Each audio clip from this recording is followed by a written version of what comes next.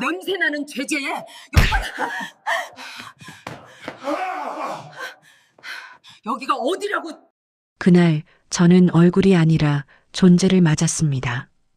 호텔도 아닌 듯 번쩍이는 복도, 사람들이 지나가던 그 자리에서 며느리 서연은 제 뺨을 사정없이 때렸고 제 아들 준호는 그 광경을 보고도 멀리서 얼어붙어 있었습니다.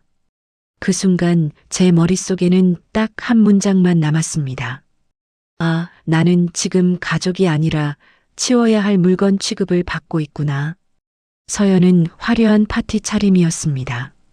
조명에 반사되는 귀걸이, 반짝이는 원단, 누가 봐도 여기 주인공은 나라고 말하는 옷차림이었고 그 화려함이 제게는 칼날처럼 느껴졌습니다. 저는 수수한 코트 자락을 정리하며 문 앞에 멈춰 섰습니다. 문턱을 넘기 전 저는 늘 그러했듯 먼저 숨을 고르고 실례가 되지 않게 목소리를 낮췄습니다. 서연아, 잠깐만 얼굴 보자. 그 말이 끝나기도 전에 서연의 눈이 저를 위아래로 훑쳤습니다. 사람을 보는 눈이 아니라 물건의 흠집을 찾는 눈이었습니다. 서연의 입꼬리가 올라가더니 웃음인지 비웃음인지 모를 숨이 새어나왔습니다. 아, 진짜. 그 한마디에 복도 공기가 싸늘해졌습니다. 저는 그때 이미 알았습니다. 이 자리는 제 자리가 아니라는 걸, 서연은 이미 결론을 내렸다는 걸요. 그런데도 저는 한 발 더 들어갔습니다. 그게 제 습관이었고 제 삶이었기 때문입니다. 참아야 집이 조용해지고 넘겨야 밥상이 이어지고 웃어야 갈등이 잠깐이라도 숨을 고른다는 걸 저는 너무 오래 배워왔습니다. 서연이 제 앞을 막아섰습니다. 얼굴이 가까웠습니다. 향수 냄새가 강하게 밀려왔고 그 향수 아래로 서연의 분노가 숨을 쉬고 있었습니다. 냄새나는 주제에 여기가 어디라고 들어와. 그 말은 설명이 아니었습니다. 경고도 아니었습니다. 그냥 판결이었습니다. 그 순간 제 가슴이 먼저 내려앉았고 저는 무의식적으로 코트깃을 만졌습니다. 냄새라는 단어는 사람의 몸을 찌르는 게 아니라 사람의 인생을 찌릅니다. 저는 나이가 들면서 더 확실히 알게 되었습니다. 늙는다는 건 약해지는 게 아니라 모욕이 더 또렷하게 아파진다는 뜻이라는 거요. 서연아, 너 지금 무슨 말을. 제가 말을 잇기도 전에 서연의 손이 올라갔습니다. 처음엔 설마였습니다. 사람은 설마를 믿고 싶어 합니다. 가족이면 더 그렇습니다. 하지만 서연은 그 설마를 한치 망설임 없이 부숴버렸습니다. 짝 소리가 났습니다. 정확히 말하면 소리보다 먼저 숨이 멎었습니다. 제 얼굴이 옆으로 꺾이고 시야가 찢어지듯 흔들렸습니다. 벽지가 뺨에 스쳤고 어깨가 벽에 닿았습니다. 저는 넘어지지 않으려고 손을 뻗었습니다. 손끝에 차가운 벽이 잡히는 순간 이상하게도 정신이 돌아왔습니다. 아, 지금은 울면 안 된다. 지금 울면 나는 맞은 노인이 아니라 문제 만든 노인이 된다. 서연의 숨이 거칠어졌습니다. 그 거친 숨 속에 분노가 아니라 확신이 있었습니다. 나는 이 사람을 때려도 된다는 확신. 그 확신이 두 번째 뺨보다 더 무서웠습니다. 서연이 다시 손을 올렸습니다. 이번에는 더 빨랐습니다. 짝, 짝 연달아 소리가 났습니다. 뺨이 아니라 귀 안쪽이 울렸고 이명이 확 퍼졌습니다. 제 입술이 떨렸습니다. 눈물이 나오려는 걸 이를 악물고 삼켰습니다. 서연의 목소리가 더 커졌습니다. 어딜 기어들어와요, 진짜. 여기서 당장 나가요. 그 말이 복도에 튕겨나가며 메아리 쳤습니다. 그때 준호가 보였습니다. 준호는 몇 걸음 뒤 문 근처에 서 있었습니다. 입이 반쯤 벌어져 있었고 눈이 커져 있었습니다. 손은 앞으로 나왔다가 멈춘 채 허공에 걸려 있었습니다. 저는 그 모습이 너무 낯설면서도 너무 익숙했습니다. 준호는 늘 그렇게 중간에서 멈추던 아이였습니다. 누구 편도 들지 않는 게 공정이라고 착각하고 아무 말도 하지 않는 게 갈등을 줄인다고 믿는 사람. 하지만 저는 그날 처음으로 알았습니다. 중간은 없다. 방관은 선택이다. 준호야, 제가 이름을 불렀습니다. 제 목소리가 생각보다 작게 나왔습니다. 마치 제가 잘못한 사람처럼 조용히 숨죽여. 준호의 눈이 제 얼굴로 왔다가 금세 바닥으로 떨어졌습니다. 그리고 그 다음 준호가 겨우 내뱉은 말은 이거였습니다. 서연아, 여기서 이러지 말자. 말리긴 했습니다. 하지만 그 말은 저를 향한 말이 아니었습니다. 서연을 향한 말도 아니었습니다. 여기서라는 장소를 향한 말이었습니다. 저는 그 한마디에서 또 한 번 뺨을 맞았습니다. 서연이 웃었습니다. 짧게 비웃듯이. 여기서 이러지 말자? 지금 그 말이 나와? 서연이 준호 쪽으로 고개를 획 돌리더니 다시 제게 시선을 꽂았습니다. 그리고 아주 또렷한 목소리로 일부러 더 크게 말했습니다.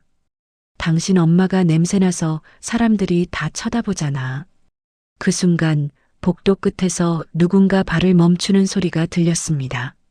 문틈이 살짝 열리는 소리, 숨을 삼키는 소리.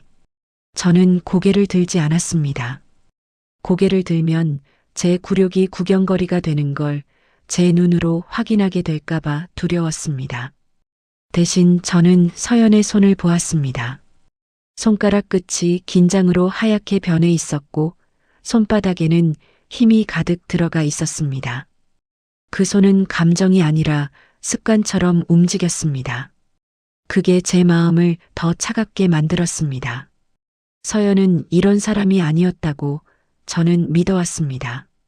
하지만 사람은 어느 날 갑자기 변하지 않습니다. 허락받은 만큼 드러날 뿐입니다. 준호가 한 걸음 다가오는 듯 하더니 다시 멈췄습니다. 엄마, 일단 집에 가자. 준호의 목소리는 떨렸습니다. 떨렸지만 그 떨림은 저를 걱정해서라기보다 자기 상황이 무너질까봐 두려운 사람의 떨림처럼 들렸습니다. 저는 그 말이 끝나자마자 깨달았습니다. 준호는 지금 저를 구하는 게 아니라 자기 인생을 구하려고 하는구나. 저는 그때 울지 않았습니다. 울면 모든 것이 감정으로 정리될 게 뻔했기 때문입니다. 저는 서연을 바라보지도 않았습니다. 서연을 바라보면 그 화려한 얼굴에 제 상처가 반사될 것 같아서요. 저는 대신 아주 천천히 숨을 들이쉬고 제 코트 단추를 하나씩 잠갔습니다. 그 작은 동작이 제게는 마지막 자존심이었습니다. 저는 조용히 말했습니다. 알겠다. 그 한마디가 전부였습니다. 준호가 제 팔을 잡으려 했지만 저는 손목을 살짝 빼고 스스로 걸었습니다. 서연은 뒤에서 툭 던지듯 말했습니다. 다시는 이런데 얼씬도 하지 마요. 저는 걸음을 멈추지 않았습니다. 그 말에 대답도 하지 않았습니다.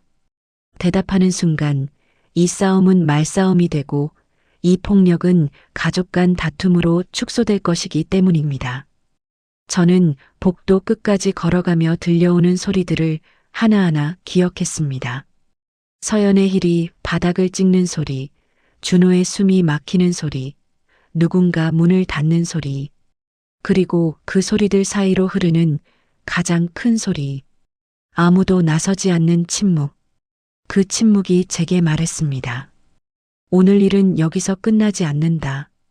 누군가는 덮으려 할 것이고 누군가는 잊으려 할 것이며 결국 나만 이 얼굴과 이 순간을 떠안게 될 것이다. 저는 현관을 나서기 직전 아주 짧은 순간만 멈췄습니다. 그리고 마음속으로 결심했습니다. 지금 여기서 소리치지 않겠다. 지금 여기서 울지 않겠다. 대신 이 일을 기억으로 남기겠다. 기억은 감정이 아니라 기록이 될 것이고 기록은 결국 누군가의 기준을 움직이게 만들 것이기 때문입니다. 제 뺨은 뜨겁게 부어오르고 있었지만 이상하게도 마음은 점점 차갑게 정리되고 있었습니다. 그 차가움이 두려운 게 아니라 오히려 살 것 같았습니다. 이제부터는 내가 참는 사람이 아니라 내가 나를 지키는 사람이 되어야 했습니다. 엘리베이터 문이 닫히는 소리가 아직도 선명합니다. 그 문이 닫히는 순간 저는 깨달았습니다. 방금 일어난 일보다 더 무서운 건 그 일을 본 사람들이 아무 일도 하지 않았다는 사실이라는 거요. 거울에 비친 제 얼굴은 제가 알던 얼굴이 아니었습니다. 뺨은 부어 있었고 귀 옆이 욱신거렸습니다. 입술 안쪽에서는 쇠맛이 올라왔습니다. 그런데 이상하게도 눈물은 나오지 않았습니다. 울음은 이미 엘리베이터 문 앞에서 멈춰버렸습니다. 집에 도착했을 때 준호는 아무 말도 하지 않았습니다. 차 안에서도 현관 앞에서도 그 어떤 사과도 그 어떤 설명도 없었습니다. 그 침묵이 저를 더 지치게 만들었습니다. 엄마 오늘은 좀 쉬세요. 준호가 꺼낸 첫 말이었습니다. 그 말은 위로처럼 들렸지만 실은 정리였습니다. 이 일은 오늘로 끝내자는 말, 지금은 건드리지 말자는 말. 저는 대답하지 않았습니다. 대답하는 순간 저는 또다시 이해해주는 사람이 될 게 뻔했기 때문입니다.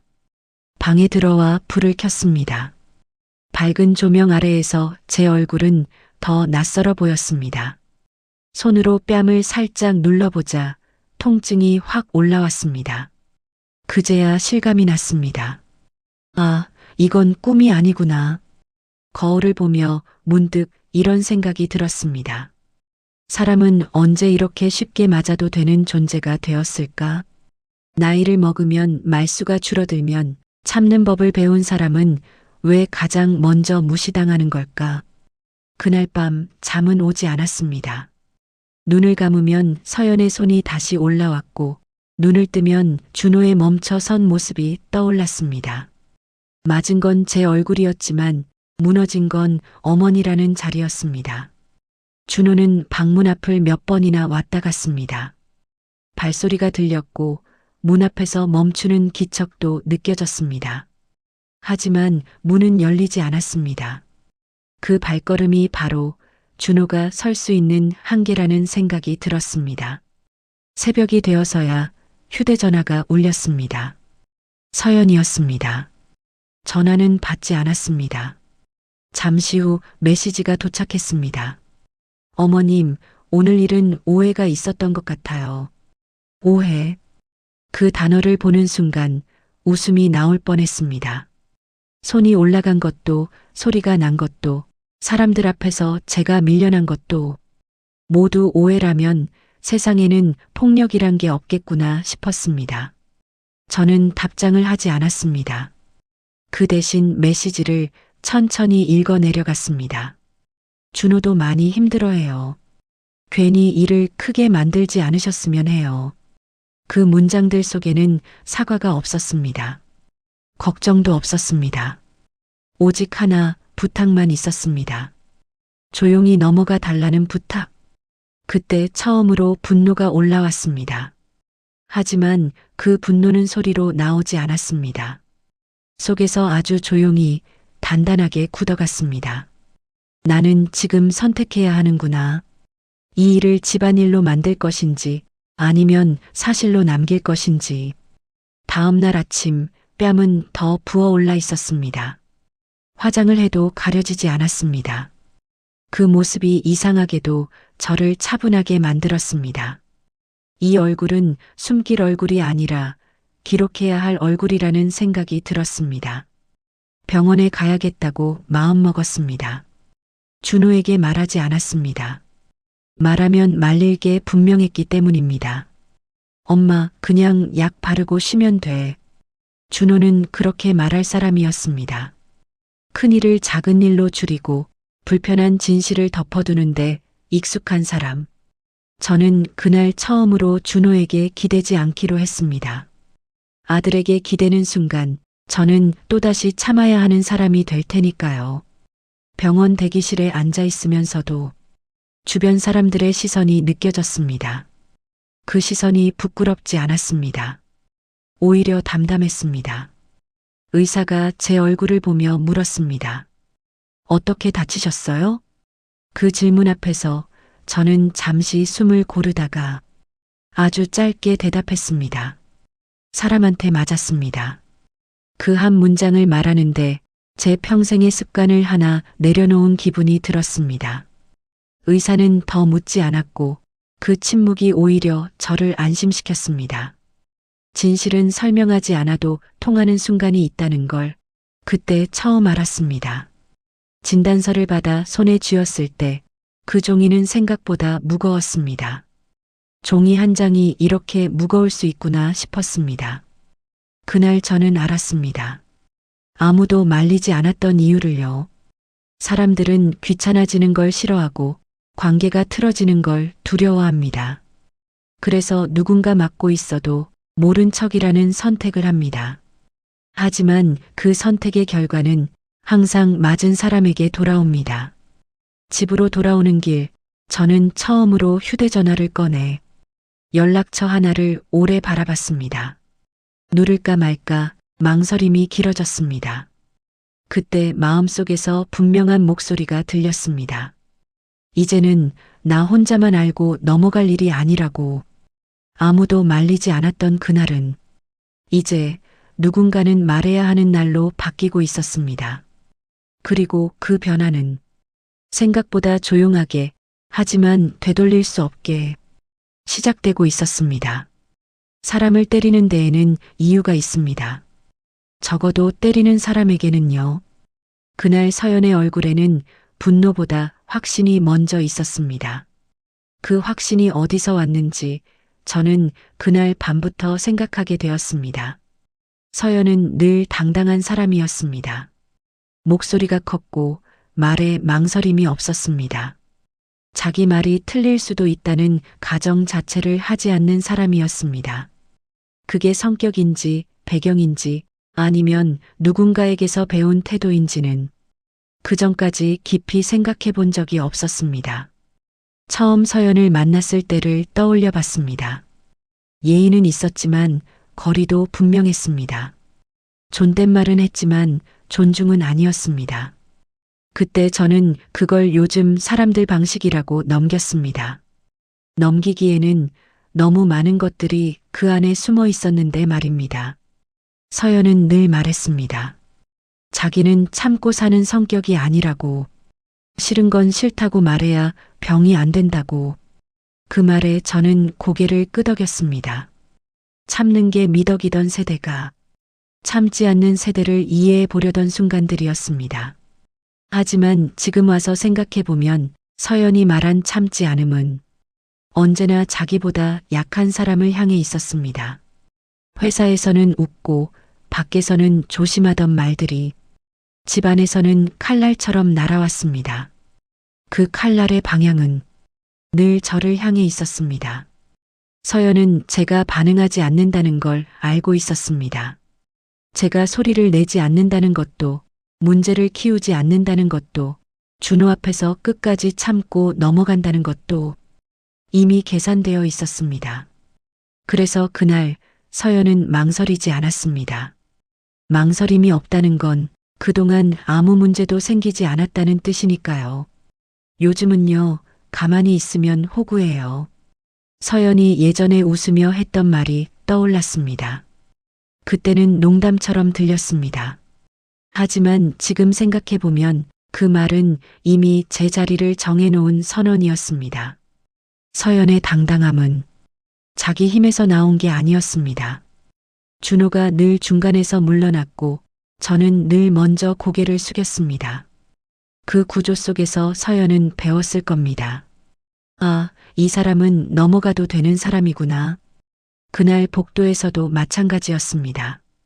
서연은 주위를 둘러봤습니다. 누군가 말릴 기미가 없다는 걸 확인했고 준호가 한 발짝도 앞으로 나오지 않는 걸 봤습니다. 그래서 서연은 더 커졌습니다. 목소리가 커지고 손이 올라가고 말이 거칠어질수록 그 얼굴에는 두려움 대신 확신이 자리 잡았습니다. 어른이면 어른답게 굴어야죠. 그 말은 서연이 자주 쓰던 말이었습니다. 하지만 그 말 속에서 어른답다는 건 늘 침묵과 양보를 뜻했습니다. 맞아도 웃고 무시당해도 넘기고 그래야만 어른으로 인정받는 구조. 저는 그날 깨달았습니다. 서연이 당당했던 이유는 제가 너무 오래 참아왔기 때문이라는 걸요. 준호도 그 구조를 알고 있었습니다. 아마 알면서도 외면했을 겁니다. 집이 조용해야 했고 갈등은 불편했으니까요. 엄마가 조금만 이해해주면 준호가 자주 하던 말이었습니다. 그 말 속에는 늘 제가 있었습니다. 서연에게는 요구가 없고 저에게만 이해가 요구되는 말. 그 이해가 쌓여서 어느 순간 사람을 때려도 된다는 착각으로 변해버린 겁니다. 서연은 나쁜 사람일까요? 그 질문을 스스로에게 던져봤습니다. 아마 단순한 답은 아닐 겁니다. 하지만 분명한 건 하나였습니다. 당당함에는 늘 배경이 있다는 것. 그 배경은 돈일 수도 있고 사람일 수도 있고 아무도 제지하지 않는 침묵일 수도 있습니다. 그리고 그날 서연의 당당함을 가능하게 만든 가장 큰 배경은 바로 이 집안의 오랜 침묵이었습니다. 저는 그 침묵의 일부였고 그 사실이 가장 아팠습니다. 그래서 그날 이후로 저는 더 이상 왜 서연이 그랬을까만 생각하지 않게 되었습니다. 이제는 다른 질문이 필요했습니다. 왜 아무도 그 당당함을 멈추지 않았을까? 그 질문은 곧 아주 조용하지만 되돌릴 수 없는 선택의 순간으로 저를 데려가고 있었습니다. 사람들은 보통 이렇게 말합니다. 왜 그때 아무 말도 하지 않았느냐고요. 왜 맞고도 모욕을 당하고도 가만히 있었느냐고요. 하지만 그날의 침묵은 두려움이 아니었습니다. 그건 제가 선택한 가장 조용한 방식의 정리였습니다. 복도를 빠져나오면서도 저는 뒤를 돌아보지 않았습니다. 돌아보는 순간 그 공간에 남아있는 제 자존심까지 모두 놓고 올 것 같았기 때문입니다. 현관문이 닫히는 소리가 유난히 크게 들렸습니다. 문 하나가 닫혔을 뿐인데 그 안에 있던 모든 관계가 같이 닫히는 소리처럼 느껴졌습니다. 밖으로 나오자 공기가 달랐습니다. 차가웠고 그래서 오히려 숨을 쉬기 쉬웠습니다. 아까까지 숨이 막혔던 이유가 공기가 아니라 사람 때문이었다는 걸 그제야 알았습니다. 준호가 제 뒤에서 따라 나왔습니다. 몇 번이나 말을 꺼내려다 끝내 하지 못하는 모습이 그날따라 유난히 또렷하게 보였습니다. 엄마 잠깐만. 그 말이 끝이었습니다. 사과도 아니고 질문도 아니고 그저 멈춰 세우려는 말. 저는 발걸음을 멈추지 않았습니다. 멈추는 순간 이 일은 다시 설명해야 하는 일이 될 테니까요. 엘리베이터 안에서 거울 속 제 얼굴을 다시 봤습니다. 뺨은 더 부어 있었고 눈밑이 떨리고 있었습니다. 그 얼굴을 보며 이상하게도 마음이 차분해졌습니다. 아, 이 얼굴은 누군가에게 보여줘야 할 얼굴이구나. 그날 저는 처음으로 울음을 밀었습니다. 지금 울면 이 일은 제 감정으로만 남게 될 게 분명했기 때문입니다. 감정으로 남은 일은 언제나 그럴 수도 있지라는 말로 쉽게 지워집니다. 집에 도착했을 때 준호는 제 눈을 보지 못했습니다. 신발을 벗으며 괜히 신발장을 오래 정리했고 물 한 컵을 따라 놓고도 제 앞에 밀어주지 못했습니다. 엄마, 오늘은 그냥 쉬어요. 그 말이 이날 준호가 할 수 있는 최선의 말이라는 걸 알았습니다. 하지만 동시에 그 말이 이 집안에서 제가 다시 침묵하길 바라는 말이라는 것도 너무 잘 알았습니다. 방에 들어가 문을 닫았습니다. 문 하나를 닫았을 뿐인데 그 안에서는 아무도 저를 보지 않았습니다. 그게 그렇게 편안할 수가 없었습니다. 코트를 벗고 거울 앞에 섰습니다. 손으로 뺨을 살짝 눌러보자 통증이 확 올라왔습니다. 그제야 몸이 상황을 따라왔습니다. 저는 의자에 앉아 한참 동안 아무것도 하지 않았습니다. 전화도 보지 않았고 메시지도 확인하지 않았습니다. 생각만 했습니다. 이 일을 말로 풀 것인가 아니면 남길 것인가. 말로 풀면 누군가는 사과를 할 것이고 누군가는 변명을 할 것이고 결국 저는 또 그래, 내가 참지라는 말을 하게 될 겁니다. 하지만 남기면 이 일은 누군가의 기억이 아니라 사실이 됩니다. 그날 저는 사람을 상대하지 않기로 했습니다. 사람을 설득하지도 사람에게 기대지도 않기로 했습니다. 대신 이 얼굴과 이 상황을 그대로 두기로 했습니다. 잠시 후 휴대전화가 울렸습니다. 서연이었습니다. 받지 않았습니다.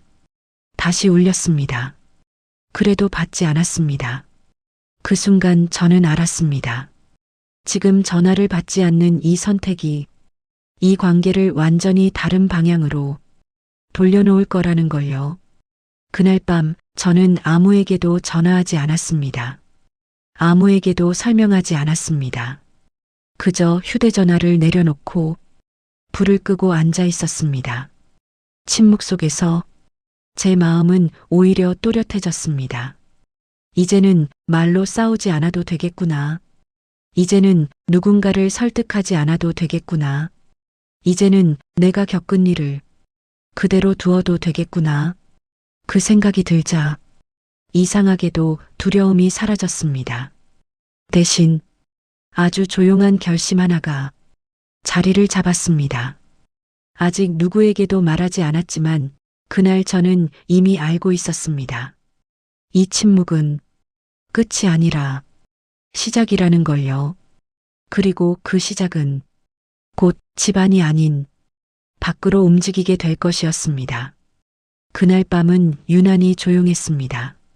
집안의 시계 소리까지 또렷하게 들릴 만큼 모든 소리가 제 귀로 흘러들어왔습니다. 이상하게도 마음은 흔들리지 않았습니다. 낮에 있었던 일들이 꿈처럼 멀어지면서 대신 아주 현실적인 생각들이 차분히 자리를 잡았습니다. 저는 불을 켜지 않은 채 식탁에 앉아 있었습니다. 휴대전화는 제 앞에 놓여 있었고 화면은 꺼져 있었습니다. 누르기만 하면 연결되는 번호들이 그 안에 있다는 걸 알면서도 쉽게 손이 가지 않았습니다. 그날 저는 누군가에게 하소연하고 싶지 않았습니다. 억울하다고 말하고 싶지도 않았습니다. 그런 말들은 상대를 움직이기보다 저를 더 작게 만들 거라는 걸 이미 너무 많이 겪어왔기 때문입니다. 대신 저는 기준이라는 단어를 떠올렸습니다. 이 집안에서, 이 관계에서 사람을 대하는 기준이 어디까지 내려가 있었는지를요. 서연의 손이 올라갔던 순간을 다시 떠올려 봤습니다. 그 손은 화가 나서가 아니었습니다. 확신에 차 있었습니다. 이 정도는 괜찮다는 확신, 넘어가도 된다는 확신. 그 확신은 누군가가 만들어준 겁니다. 하루아침에 생긴 게 아니었습니다. 저는 아주 오래전부터 이 집안의 기준을 낮춰주고 있었습니다. 조금 불편해도 참았고 조금 모욕적이어도 웃으며 넘겼습니다. 그게 가족을 지키는 일이라고 믿었기 때문입니다. 하지만 그날 밤 그 믿음이 잘못되었다는 생각이 처음으로 분명하게 들었습니다. 가족을 지킨다는 이유로 사람으로서의 선을 무너뜨리면 결국 지켜지는 건 아무것도 없다는 사실을요. 휴대전화를 들었습니다. 연락처를 하나씩 넘기다가 손이 멈췄습니다. 오랫동안 사용하지 않았던 이름이었습니다. 그 이름을 보는 순간 마음이 흔들릴 줄 알았습니다. 하지만 놀랍게도 손은 떨리지 않았습니다. 오히려 아주 차분했습니다. 전화를 걸기 전에 잠시 생각했습니다. 이 전화를 걸면 다시는 예전으로 돌아갈 수 없을 거라는 걸요. 이 집안의 문제는 이제 집안일이 아니게 될 것이고 서연의 행동은 더 이상 말로 덮을 수 있는 일이 아니게 될 겁니다. 그럼에도 불구하고 저는 전화를 걸었습니다. 결심이라는 건 소리 없이 이루어질 때가 많다는 걸 그날 알았습니다. 저예요. 제 목소리는 생각보다 차분했습니다. 상대는 잠시 말을 멈췄고 그 짧은 침묵이 이 대화의 무게를 대신해주고 있었습니다. 오늘 사람한테 맞았습니다. 그 말만으로 충분했습니다. 상대는 이유를 묻지 않았고 상세한 설명도 요구하지 않았습니다. 그 침묵 속에서 저는 처음으로 안심했습니다. 설명하지 않아도 통하는 세계가 있다는 사실이 그날 밤 저를 버티게 했습니다. 전화를 끊고 나니 몸이 조금 무거워졌습니다. 그 무게는 두려움이 아니라 되돌릴 수 없다는 감각이었습니다. 하지만 이상하게도 그 무게가 싫지 않았습니다. 이제는 다시 참는 쪽으로 돌아가지 않아도 되겠다는 생각이 마음을 지탱해주고 있었습니다. 그날 밤 서연에게서 다시 메시지가 왔습니다. 이번에는 사과처럼 보이는 문장이었습니다. 어머님, 일이 이렇게 커질 줄은 몰랐어요. 그 문장을 읽고 저는 조용히 고개를 저었습니다. 이 일은 커진 게 아니었습니다. 원래 이만큼의 무게를 가진 일이었을 뿐입니다. 저는 답장을 하지 않았습니다. 답장을 하는 순간 이 기준은 다시 흔들릴 것이기 때문입니다. 잠자리에 들었지만 쉽게 잠들지는 못했습니다. 그러나 전날과는 달랐습니다. 불안 대신 차분한 정리가 진행되고 있었습니다. 이제부터는 누가 잘못했는지를 따지는 일이 아니라 어디까지가 허용될 수 있는지를 분명히 하는 일이 남아 있었습니다. 그날 밤 기준은 소리 없이 움직이기 시작했습니다. 아무도 보지 못했고 아무도 막지 않았습니다. 하지만 그 기준이 움직인 순간부터 이 이야기는 이미 다른 방향으로 흘러가고 있었습니다. 그리고 그 변화는 아주 곧 집안을 넘어 밖으로 드러나게 될 것이었습니다. 다음 날 아침 눈을 뜨자마자 얼굴이 먼저 느껴졌습니다. 밤새 가라앉지 않은 열기와 둔한 통증이 제가 겪은 일을 다시 불러냈습니다. 하지만 이상하게도 어제와는 달랐습니다. 마음이 먼저 흔들리지 않았습니다. 거울 앞에 섰습니다. 뺨의 색은 더 짙어져 있었고 화장을 해도 가려지지 않았습니다. 그 얼굴을 오래 바라보다가 저는 화장을 지우기로 했습니다. 숨길 이유가 없다는 생각이 들었습니다. 아침 식탁에서 준호는 말이 없었습니다. 젓가락을 들었다 내려놓기를 반복했고 눈은 자꾸만 제 얼굴을 피해 다녔습니다. 그 침묵이 어제와는 다른 의미로 느껴졌습니다. 이제는 모른 척할 수 없다는 침묵이었습니다. 엄마, 병원부터 가요. 준호가 먼저 말을 꺼냈습니다. 그 한마디에 이 일의 위치가 바뀌었다는 걸 느꼈습니다. 어젯밤까지는 집에서 정리할 수 있는 일이었지만 이제는 그렇지 않다는 걸 준호도 알고 있었습니다. 병원 대기실의 공기는 유난히 밝고 차분했습니다. 그 밝음이 오히려 저를 더 또렷하게 만들었습니다. 이곳에서는 누군가의 며느리도 누군가의 어머니도 아니었습니다. 그저 다친 사람일 뿐이었습니다. 의사는 제 얼굴을 살펴보며 몇 가지 질문을 했습니다. 어디가 아픈지, 언제 다쳤는지, 어떤 상황이었는지, 넘어지신 건가요? 그 질문 앞에서 저는 잠시 숨을 고르고 고개를 저었습니다. 사람에게 맞았습니다. 그 말은 전날보다 훨씬 쉽게 나왔습니다. 말을 꺼내는 순간 제 안에서 무언가가 완전히 정리되는 느낌이 들었습니다. 의사는 더 묻지 않았습니다. 대신 기록을 남겼습니다. 날짜와 시간, 상태와 소견. 펜이 종이를 긁는 소리가 이상하게도 든든하게 들렸습니다. 진단서를 손에 쥐었을 때 그 종이는 여전히 무거웠습니다. 하지만 이번에는 그 무게를 피하고 싶지 않았습니다. 병원을 나서자 공기가 달라져 있었습니다. 어제는 집안에서 숨이 막혔다면 이제는 밖에서 모든 것이 드러나는 느낌이었습니다. 서연에게서 전화가 왔습니다. 받지 않았습니다. 곧이어 메시지가 이어졌습니다. 어머님, 병원까지 가실 일은 아니잖아요. 이건 집안에서 풀 수 있는 문제예요. 그 문장을 읽으며 저는 분명히 느꼈습니다.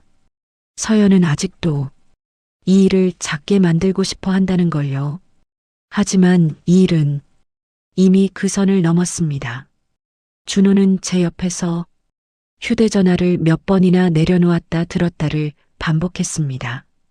말을 꺼내고 싶어 했지만 무슨 말을 해야 할지 알지 못하는 얼굴이었습니다. 엄마, 혹시 너무 멀리 가는 건 아닐까요? 그 말에 저는 처음으로 준호를 똑바로 바라봤습니다. 그리고 아주 조용히 대답했습니다. 이제야 제자리로 가는 거야. 그 말은 서연을 향한 말이 아니었습니다. 준호를 설득하려는 말도 아니었습니다. 저 자신에게 하는 말이었습니다. 집으로 돌아오는 길 전화 한 통이 더 왔습니다. 어젯밤에 통화했던 그 사람이었습니다. 짧은 안부 뒤에 차분한 말이 이어졌습니다.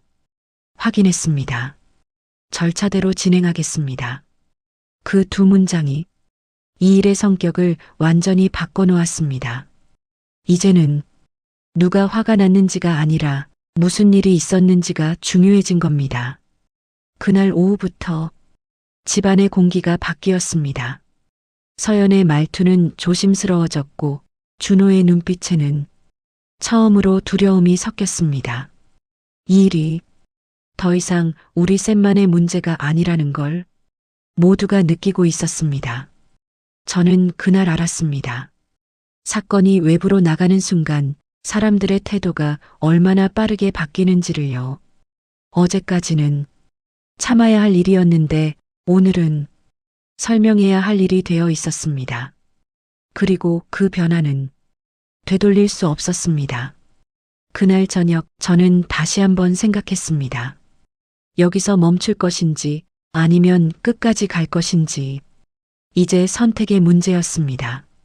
피해자가 무엇을 원하는지가 아니라 사람을 사람으로 대하는 기준을 어디에 세울 것인지의 문제. 다음 선택은 누군가를 벌주기 위한 것이 아니라 다시는 같은 일이 아무렇지 않게 반복되지 않게 하기 위한 선택이어야 했습니다. 그 선택의 순간이 이제 바로 앞에 와 있었습니다. 사람들은 이쯤 되면 묻기 시작합니다. 그래서 어떻게 할 거냐고요? 얼마나 세게 되갚아줄 생각이냐고, 이제는 통쾌한 장면이 나와야 하는 거 아니냐고요. 하지만 그 질문을 들을 때마다 제 마음은 이상하게도 더 차분해졌습니다. 왜냐하면 저는 이미 알고 있었기 때문입니다. 이 일의 목적이 누군가를 무너뜨리는 데 있지 않다는 걸요. 그날 이후 집안에는 긴장이 감돌았습니다. 서연은 말을 아꼈고 준호는 제 눈치를 살폈습니다. 이전처럼 소리를 높이는 일도 확신에 찬 태도도 사라졌습니다. 그 변화가 저를 기쁘게 하지는 않았습니다. 왜냐하면 그건 반성이 아니라 상황을 인식했기 때문이라는 걸 알고 있었기 때문입니다. 서연은 어느 날 조심스럽게 제 앞에 섰습니다. 눈을 마주치지 못한 채 손을 모으고 서 있었습니다. 어머님, 그날은 제가 너무 흥분했어요. 그 말은 사과처럼 들렸지만 여전히 중심이 저가 아니라 그날의 분위기에 있었습니다. 저는 그 말을 끊지 않았습니다. 끝까지 들었습니다. 그리고 아주 짧게 대답했습니다. 흥분해서 할 수 없는 행동이 있어요. 그 말이 전부였습니다. 더 이상 설명하지 않았습니다. 설명은 변명을 부르고 변명은 다시 기준을 흐리기 때문입니다. 사람을 다치게 한 일은 기분의 문제가 아닙니다. 성격의 문제도 아닙니다. 명확한 선을 넘은 일입니다. 그날 밤 저는 혼자 앉아 이 일의 끝을 어떻게 맺을지 생각했습니다. 솔직히 말하면 억울하지 않다고 하면 거짓말일 겁니다. 분노가 없었다고 하면 더 큰 거짓말일 겁니다. 하지만 그 분노를 어디에 쓸 것인지는 제가 선택할 수 있었습니다. 복수를 하면 잠깐은 통쾌할 겁니다. 상대가 무너지는 걸 보면 속은 시원해질지도 모릅니다. 하지만 그 순간 저는 그 사람과 같은 자리에 서게 됩니다. 저는 그걸 원하지 않았습니다. 제가 원하는 건 누군가의 인생을 망치는 게 아니라 사람을 함부로 대해도 되는 구조를 멈추는 것이었습니다. 그날 어젯밤 통화했던 그 사람에게 다시 연락이 왔습니다. 절차와 선택지에 대한 설명이 이어졌습니다. 어떤 조치를 취할 수 있는지, 어디까지 요구할 수 있는지, 저는 그 말을 끝까지 들은 뒤 이렇게 말했습니다. 원칙대로만 해주세요. 그 한마디에 상대는 잠시 말을 멈췄습니다. 아마 더 강한 요구를 예상했을지도 모릅니다. 하지만 저는 선을 넘고 싶지 않았습니다. 선을 넘는 순간 이 일은 정의가 아니라 감정 싸움이 되기 때문입니다. 집으로 돌아오는 길 준호가 조심스럽게 말을 꺼냈습니다. 엄마 그래도 너무 세게 하면 저는 준호를 바라보며 처음으로 분명하게 말했습니다. 이건 세게 하는 문제가 아니야. 사람이 사람을 때렸다는 사실을 그대로 두는 문제야. 준호는 더 이상 말을 잇지 못했습니다. 그 침묵 속에서 저는 처음으로 아들이 이 상황을 정면으로 마주하고 있다는 걸 느꼈습니다. 복수를 선택하지 않는다는 건 용서하겠다는 말과는 다릅니다. 그건 넘어가겠다는 뜻도 아니고 잊겠다는 뜻도 아닙니다. 그건 다시는 같은 일이 아무렇지 않게 반복되지 않도록 기준을 세우겠다는 뜻입니다. 그날 저는 누군가를 벌주기보다 이 집안의 오래된 침묵을 끝내기로 했습니다. 그리고 그 선택은 생각보다 많은 걸 바꾸기 시작했습니다. 서연은 더 이상 제 앞에서 함부로 말하지 않았고 준호는 중간에 서는 대신 제 옆에 서기 시작했습니다. 아직 모든 것이 완전히 회복된 건 아니었습니다. 하지만 분명한 변화가 있었습니다. 사람들이 조심하기 시작했다는 것, 말을 고르기 시작했다는 것, 그리고 무엇보다 제가 더 이상 참는 사람으로만 남지 않았다는 것. 그날 저는 복수를 선택하지 않았습니다. 대신 기준을 선택했습니다. 그리고 그 선택이 어떤 변화를 가져왔는지는 이제 조금씩 드러나고 있었습니다.